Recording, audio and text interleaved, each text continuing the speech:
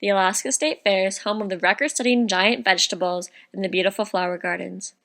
Their goal is to produce a traditional state fair which educates and entertains fairgoers, while also providing stable finances through good business practices, statewide outreach, partnerships, and hosting a variety of community, cultural, and business events.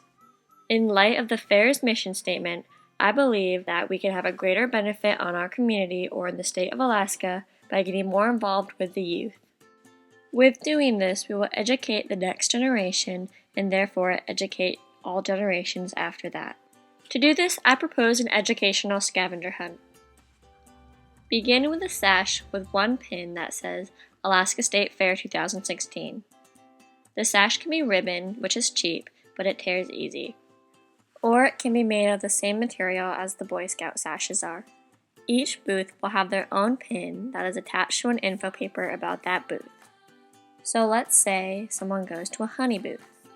The honey booth will give out a paper that has a pin attached to an info paper about honey. It could include information like why the antioxidants in honey are important for you, or why natural and local honey is more important and better for you than processed honey. Or let's say you go to a cow milking station. The cow milking station can also give out a paper that has a pin attached with info on it. It can give out info about how local meat is way better for you than processed meat, and how local milk is better for you and how it helps the community grow. This way you can incorporate all participating local grower and producer booths. You can also include the petting zoo to teach about the importance of health with local meat and dairy rather than processed foods. You can use the garden contest to teach the importance of nutrition in vegetables and all the different vitamins. When incorporating these booths, you'd educate the youth while also bringing business to local farmers. After visiting all of the booths and collecting all of the pins, turn in the sash and the pins at the 12 by 12 foot booth that you began at and where you received the first pin and sash. If you did not collect all of the pins, the certain amount of pins equals a certain prize. So if you collected a small amount of pins, you get a small prize. If you collected a medium amount of pins, you get a medium prize, and so on. All pins equals the big grand prize.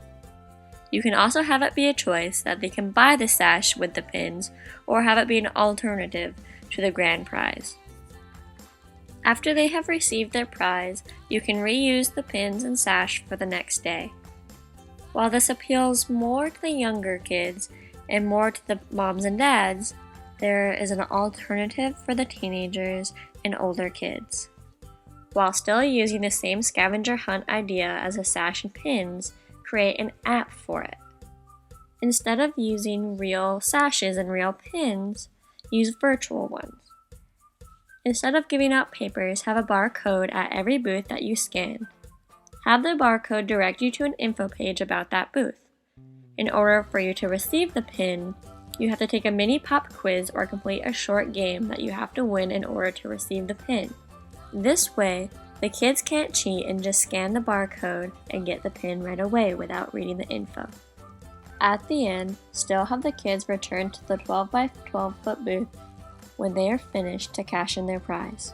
This is an easy and potentially successful way to get the youth involved with local produce and product. With only having to pay the price to get into the fair, anyone of all ages can participate in this game.